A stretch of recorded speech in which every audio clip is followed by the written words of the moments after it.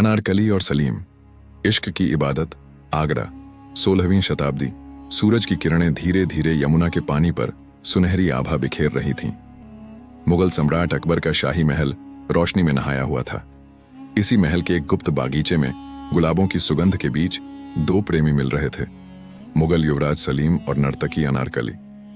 शाही बाग का यह कोना सलीम और अनारकली के प्रेम का साक्षी था। बाग में लगे ऊंचे ऊंचे दरख्त उनकी हर मुलाकात को गुप्त बनाए रखते थे। हवा में एक अजीब सी मिठास घुली हुई थी। अनारकली ने झीना गुलाबी घाघरा पहना हुआ था, जिसमें उसकी खूबसूरती चांदनी रात में खिले कमल की तरह लग रही थी।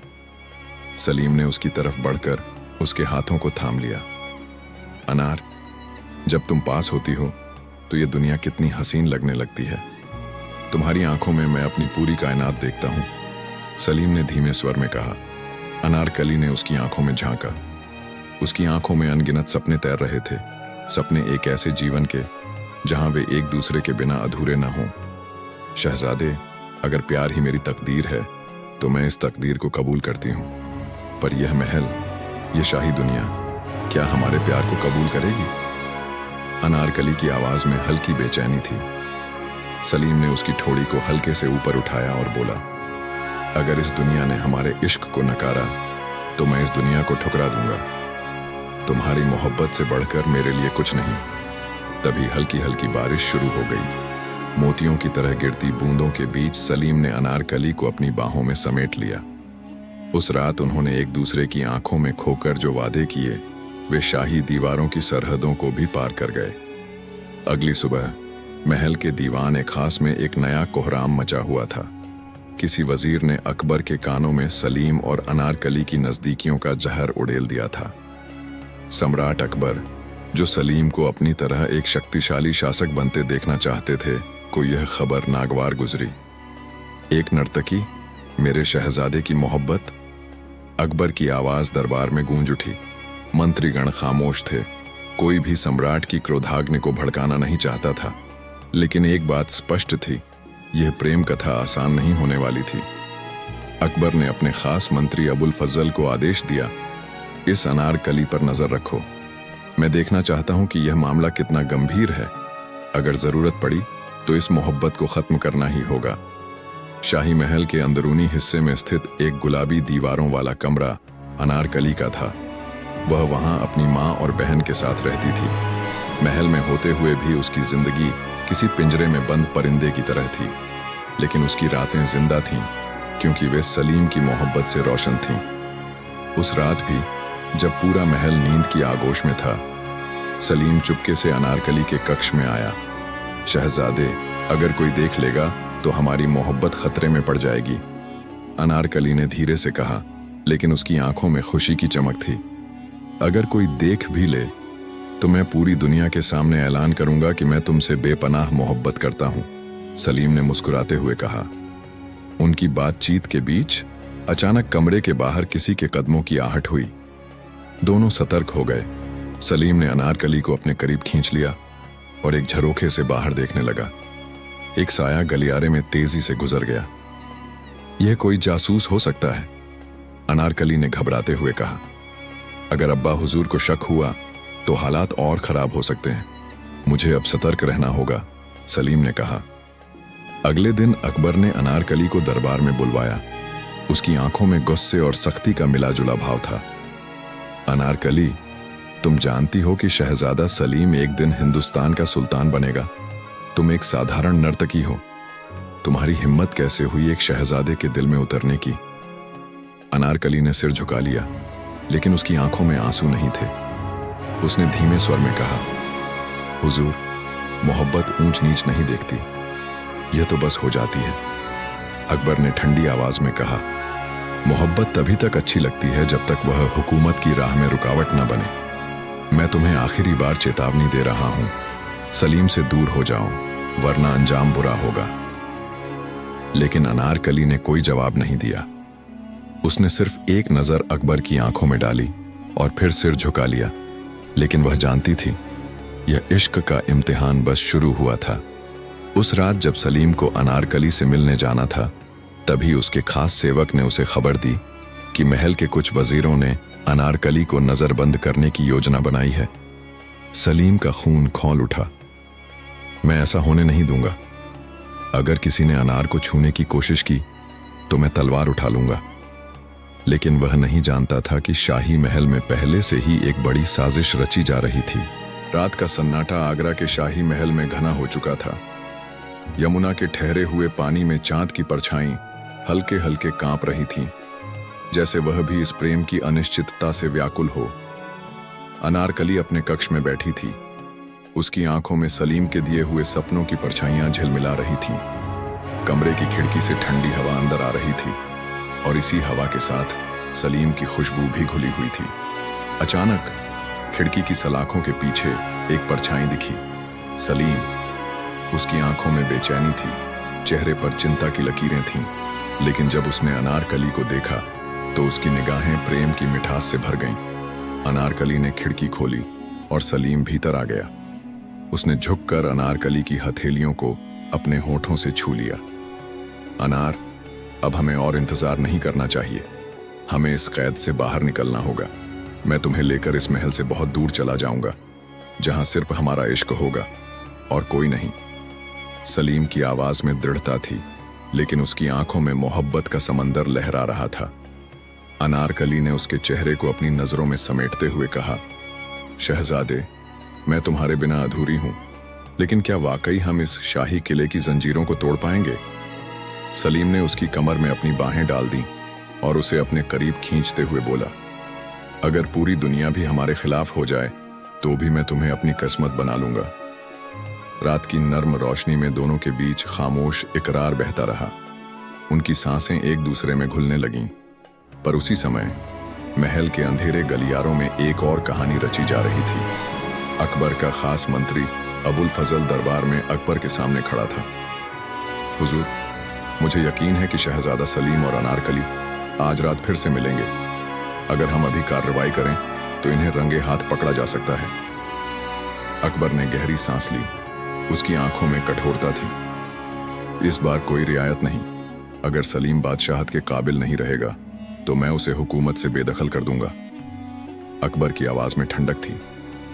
अबुल फजल ने सिर झुका लिया और दरबार से बाहर निकल गया। उसके इशारे पर महल के सिपाहियों को तैयार कर दिया गया। अनारकली और सलीम महल के बाग में एक दूसरे का हाथ थामे खड़े थे। गुलाबों की खुशबू हवा में घुली हुई थी और आसमान में सितारे जैसे उनकी मोहब्बत के गवाह बनकर टिमटिमा रहे थे। सलीम ने अनारकली की आंखों में झांका, मैं तुम्हें इस जालिम दुनिया से दूर ले जाऊंगा। हम कहीं और अपनी नई दुनिया बसाएंगे। अनारकली के होंठों पर हल्की मुस्कान आई, लेकिन उसके दिल में एक अजीब सी बेचैनी थी। शहजादे, क्या हमें सच में भागना चाहिए? क्या यह हमारा इम्तिहान नहीं? सलीम ने उसकी उंगलियों को अपने होठों से छूते हुए कहा, अगर इश्क का इम्तिहान है तो मैं हर कसौटी पर खरा उतरूंगा। जैसे ही दोनों ने महल के पिछले दरवाजे की तरफ बढ़ना शुरू किया, अचानक चारों ओर मशालें जल उठीं। महल के सैनिकों ने उन्हें चारों ओर से घेर लिया था। अनारकली और सलीम ने एक दूसरे की ओर देखा।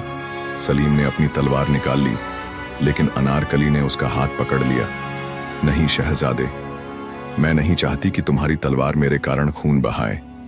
तभी सैनिकों के बीच से अबुल फजल निकला और उसने गरजती आवाज में कहा, शहजादे, आपको सम्राट अकबर ने दरबार में बुलाया है। सलीम ने गुस्से में कहा, मैं खुद बादशाह से मिलूंगा, लेकिन अगर किसी ने अनार को नुकसान पहुंचाने की कोशिश की तो मैं उसे मौत के घाट उतार दूंगा। सैनिकों ने अनारकली को पकड़ लिया। सलीम ने उसे देखकर अपनी मुट्ठियां भींच लीं, लेकिन इस समय उसे अकबर का सामना करना था। शाही महल की गलियों में हलचल थी। सिपाहियों की तलवारें चांदनी में चमक रही थीं, लेकिन उन सब के बीच सलीम की आंखों में बस एक ही रोशनी थी, अनारकली। वह बंधी हुई खड़ी थी। उसकी आंखों में डर नहीं था, बस सलीम की परछाई थी। जब सलीम को महल के दरबार में ले जाया गया तो उसने एक आखिरी बार पीछे मुड़कर देखा। अनारकली की नजरें उसके चेहरे पर टिकी रहीं, मानो उसकी आंखों में मोहब्बत की पूरी दुनिया समा गई हो। दरबार में अकबर अपने सिंहासन पर बैठे थे। उनके चेहरे पर कठोरता थी, लेकिन उनके दिल में तूफान था। सलीम ने सीधे उनकी आंखों में देखा बिना डरे बिना झुके। वह अपने इश्क के लिए सब कुछ दांव पर लगाने को तैयार था। सलीम, अकबर की आवाज गंभीर थी, तुम जानते हो कि तुम्हारी मोहब्बत एक नर्तकी से है। यह शाही खून की तौहीन है। क्या तुम्हें अंदाजा है कि यह तुम्हें और पूरे साम्राज्य को किस मुश्किल में डाल सकता है? सलीम ने ठंडी सांस ली। उसकी आवाज में दृढ़ता थी, लेकिन साथ ही मोहब्बत की मिठास भी। अब्बा हुजूर, अगर यह तौहीन है तो हाँ, मैं इसे कबूल करता हूं, लेकिन मेरी अनारकली सिर्फ एक नर्तकी नहीं, वह मेरे दिल की मलिका है। मैं उसके बिना जिंदा नहीं रह सकता। अकबर के चेहरे पर कठोरता बढ़ गई। बादशाहत सिर्फ दिल के फैसलों से नहीं चलती सलीम। अगर तुम इस लड़की को नहीं छोड़ोगे तो तुम्हें शाही वारिस बनने का हक नहीं रहेगा। महल में सन्नाटा छा गया। हर किसी की सांसें थम गईं। लेकिन सलीम का जवाब बिना रुके आया। अगर बादशाहत मेरी मोहब्बत की कीमत है तो मैं उसे छोड़ने के लिए तैयार हूं, लेकिन अनारकली को छोड़ना मुमकिन नहीं। अनारकली को यह खबर मिली तो उसके पैरों तले जमीन खिसक गई। उसकी आंखों से आंसू बह निकले, लेकिन वह अपने इश्क के लिए खुद को कमजोर नहीं करना चाहती थी। वह जानती थी कि यह इश्क आसान नहीं था, लेकिन उसने कभी सोचा नहीं था कि सलीम अपनी पूरी दुनिया उसके लिए छोड़ देगा। उसे महल की अंधेरी कोठरी में कैद कर दिया गया। वह अकेली थी, लेकिन उसका दिल सलीम के पास था। जब रात हुई तो दरवाजे पर हल्की आहट हुई। सलीम आया था। उसने जैसे ही अनारकली को देखा, उसकी आंखें नम हो गईं। वह आगे बढ़ा और उसे अपनी बाहों में भर लिया। अनार, मैं तुम्हें इस कैद से बाहर निकालूंगा, चाहे कुछ भी हो जाए। हम भाग चलेंगे इस शाही किले से बहुत दूर, जहां सिर्फ हमारी मोहब्बत होगी। अनारकली ने उसका चेहरा अपने हाथों में लिया और धीरे से मुस्कुराई। शहजादे, मोहब्बत से भागा नहीं जाता, उसका सामना किया जाता है। अगर हमारी मोहब्बत सच्ची है तो हमें किसी से डरने की जरूरत नहीं। सलीम ने उसकी बात सुनी, लेकिन उसके अंदर एक बेचैनी थी। वह जानता था कि अकबर इतनी आसानी से हार मानने वाला नहीं था। वह इस प्यार को मिटाने के लिए कोई भी हद तक जा सकता था, लेकिन वह भी अपने इश्क को बचाने के लिए कुछ भी कर सकता था। उसने अनारकली के माथे को चूमा और कहा, अगर हमें इश्क के लिए लड़ना है तो मैं यह लड़ाई आखिरी सांस तक लड़ूंगा। लेकिन उन्हें नहीं पता था कि महल के किसी कोने में कोई उनकी बात सुन रहा था, कोई जो इस इश्क की दीवार गिराने के लिए तैयार था। और फिर उसी रात कुछ ऐसा हुआ जिसने इस प्रेम कहानी को हमेशा के लिए बदल दिया। महल के अंधेरे गलियारों में साजिशें रची जा रही थीं। अकबर को अपने साम्राज्य की परवाह थी, लेकिन सलीम के विद्रोही प्रेम ने उसे चिंतित कर दिया था। उधर अनारकली और सलीम की मोहब्बत अपने अंजाम की ओर बढ़ रही थी।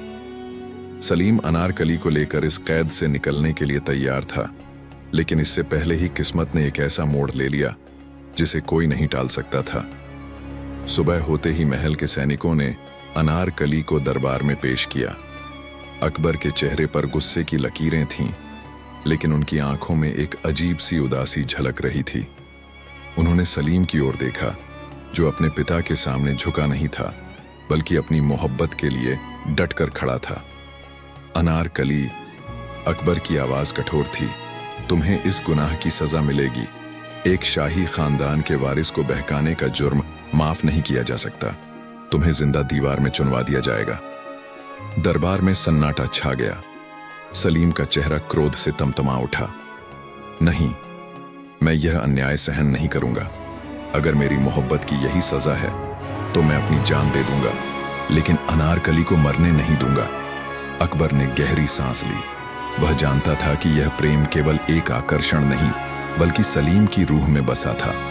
लेकिन एक बादशाह को अपने शासन के लिए कठोर फैसले लेने ही पड़ते हैं। अनारकली ने सलीम की ओर देखा। उसकी आंखों में अश्रु थे, लेकिन उसके चेहरे पर मुस्कान थी। उसने धीरे से कहा, शहजादे, अगर मेरी मौत से तुम्हारी सल्तनत बचती है तो यह कुर्बानी मैं खुशी खुशी दूंगी। मेरी जान चली भी जाए, लेकिन मेरी मोहब्बत अमर रहेगी। सलीम की आंखों से आंसू छलक पड़े। उसने अनारकली का हाथ थाम लिया। मैं तुम्हारे बिना जी नहीं सकता अनार।